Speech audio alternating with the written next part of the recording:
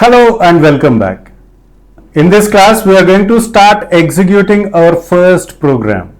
Previous class, we have discussed how to execute a program on our online compiler, and now in this class, using our online compiler, we are going to execute our first program. We are going to write our first program and we are going to execute it and we are going to get the output. So what is the program that we are going to write in this class? It is a program to add two integers.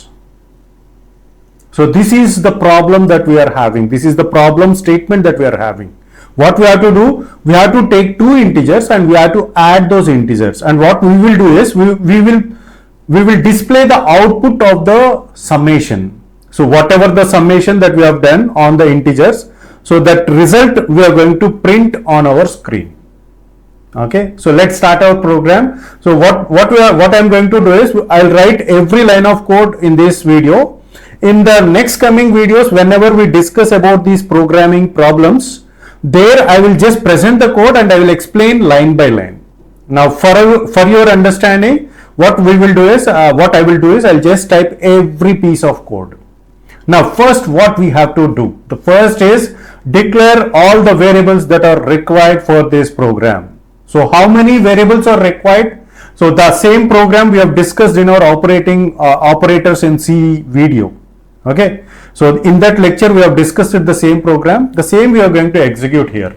How many variables are required? In order to add two variables, we need two integers, we need two variables, and the result has to be stored in another variable. So we need three variables. So what is the data type that is required for creating integer variables? It is int.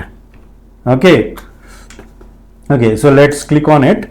Here I have to type int.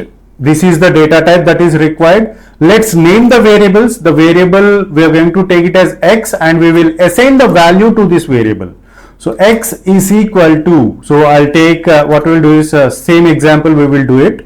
I have taken one of the value of the variable, value of x is 6, and next the another variable is y is equal to, I'm going to take it as 2, and we need another variable, the third variable, which is z.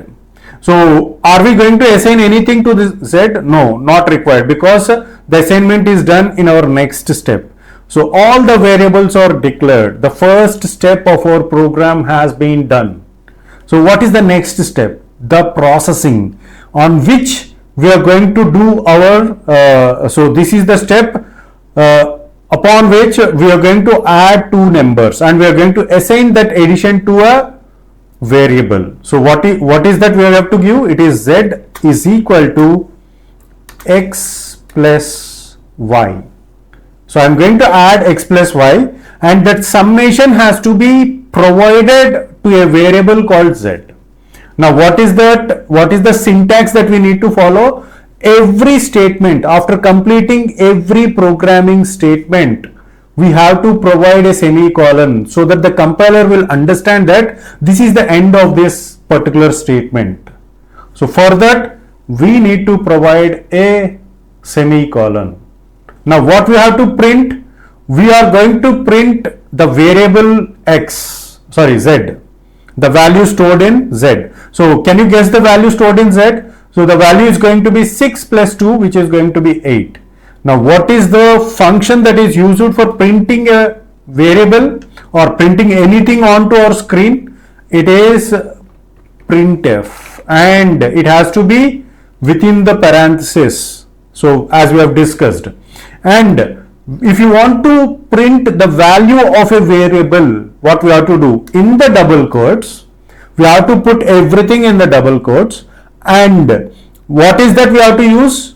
If you want to print a variable, we have discussed that, and if it is an integer, all we need to provide is %d. So just click %d, and after that what we have to give?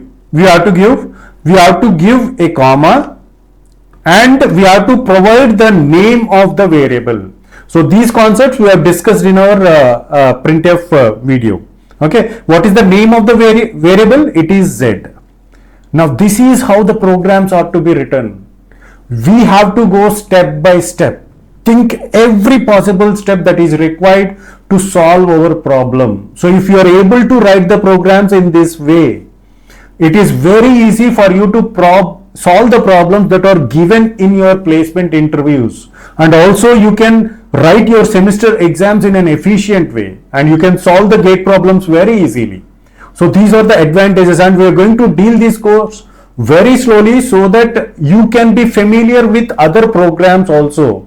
So the other programming languages like Java, Python, so all those programming languages, if you are strong, if you are going to understand the concepts in C very strongly, so then understanding Java, C++ and Python is very easy. Okay, so now what is our next step? Percentage D Z. So the variable that we would like to print, that is Z, and just give semicolon. And as we said, at the last of our program we have to provide return 0. The use of it we will try to understand in our later videos. Now what we have to do in order to execute this program, all the steps were clearly written. In order to execute, in order to see the output, what we have to do, just click run. See, the output is, this is our output. So I'm just zooming in so that you can see the output is 8. Okay, so that is what the value that is stored in Z. Try to understand this. So this is our first video, the first video on the execution of a program. So I request you, all of you, to open this compiler, write every line of code on your own. Don't just copy the things from another. Don't just copy. If you want to copy something, or if you want to use AI tools, and one more suggestion, don't use AI tools to get the programming outputs, at least for this course. So you can use AI tools once you are familiar with the programming language. Once you are strong in all the concepts of programming language, then you can use AI tools. But while learning, don't use AI tools. You will get dependent on those AI tools. Use the AI tools to work smarter, but don't use AI tools while learning any concept. So this is our suggestion. So don't use any AI tools and don't copy paste the code. Write every line of code on your own. So at least for the next 15 to 20 programs. After that we will see. Okay, so this is our first video on our programming execution. That's it for this video. Thanks for watching. Thanks for watching the complete video. You have come to this point, means we are hoping that you are enjoying our content. You are enjoying our content and haven't subscribed yet, please subscribe to our channel. We will post at least one video every day. Please subscribe to our channel and press bell icon for the latest updates. And after watching every video, please like our content. Your likes will help us a lot in growing. And share the content to all your friends and family members. That will help us to grow and help you to grow. Thanks for watching.